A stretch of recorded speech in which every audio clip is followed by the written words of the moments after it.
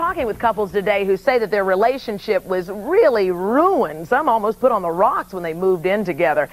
Janet, you were talking about some things that people need to know about, like being compatible. How do you know that that person that you're crazy about, that you're really thinking about maybe marrying, but right now you're thinking about living with them, how do you know you can make it work? Well, in the book I list 12 areas. We've got 5 out here, but you discuss it. You find out, what are your life goals? What do you want? If marriage is important to you, you say, I'm never going to feel emotionally secure, which is one of a woman's needs, unless I've got that ring on my finger, then you have to bring it up. Here's some of the top 5 compatibility areas, you call them. Do you share similar lifestyles? Things like what? Well, things like, does one of you want to go out all the time, and the other one is just exhausted and needs to come home and really is satisfied with being at home? Or maybe take it above their economic level. Maybe one likes to go to black tie events every night and the other one wants to go bowling. I guess that would have to do with similar spending habits as well. No, not necessarily. You can be a big spender and not have any money, and you can live over your head at any income. You can make $100,000 and spend $150,000. But you have to have similar accounting for financial deals if you're going to share your incomes and you're both going to both put in. Even if you're going to keep your bank account separate, you have to say, I'm going to put this much in, I'm going to put that much in, I'm going to take care of you while this is going on, or I'm not. You have to really clearly talk about it. And if one of you is frugal with your money and wants to save, and the other one wants to go, look, we can get more credit, more credit, more credit, you're going to have some major problems. And finances is one reason a lot of folks get divorced. Absolutely. Before you even start living together. Not being financially able to really make the commitment to move out on your own yet. Sexually compatible. Goodness knows you have to be that. Yes, you do. You do. And not everyone is. I mean, different frequencies of sex.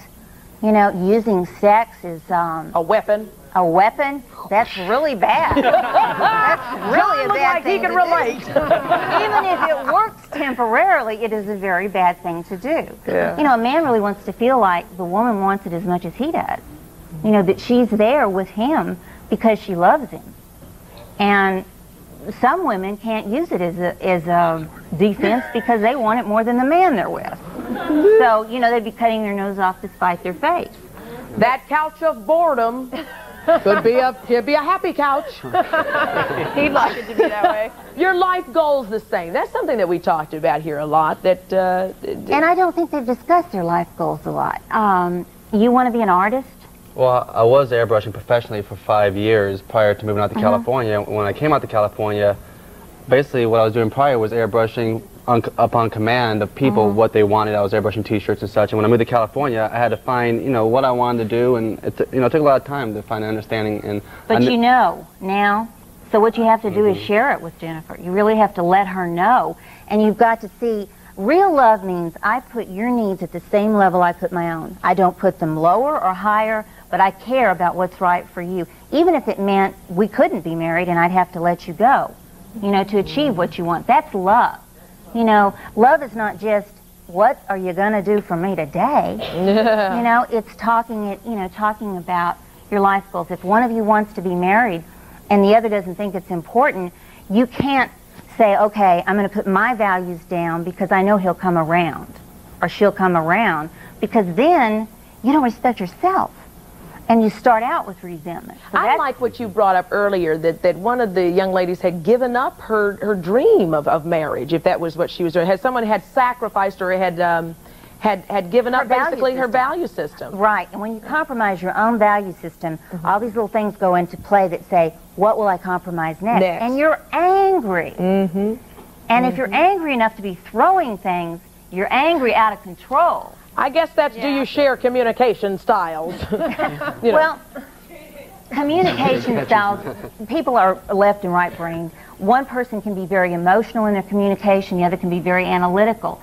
So you have to learn, if you're the emotional one and you've got an analytical partner and you don't have the same styles, how to get through a communication so that you still are heard. Otherwise, it doesn't matter what you say. If he's not hearing you or he's not feeling heard, then everything in the world that you do is never going to make the relationship progress and grow. A lot of folks may be sitting at home holding hands with your sweetie wondering, should we, honey? Should we not? Well, if you want to see if you're compatible, then take our 5 areas of compatibility and compare which ones are most important to you and your partner. Sit there right there during the commercial break and talk about it. Practice that communication style. We'll be right back in a minute.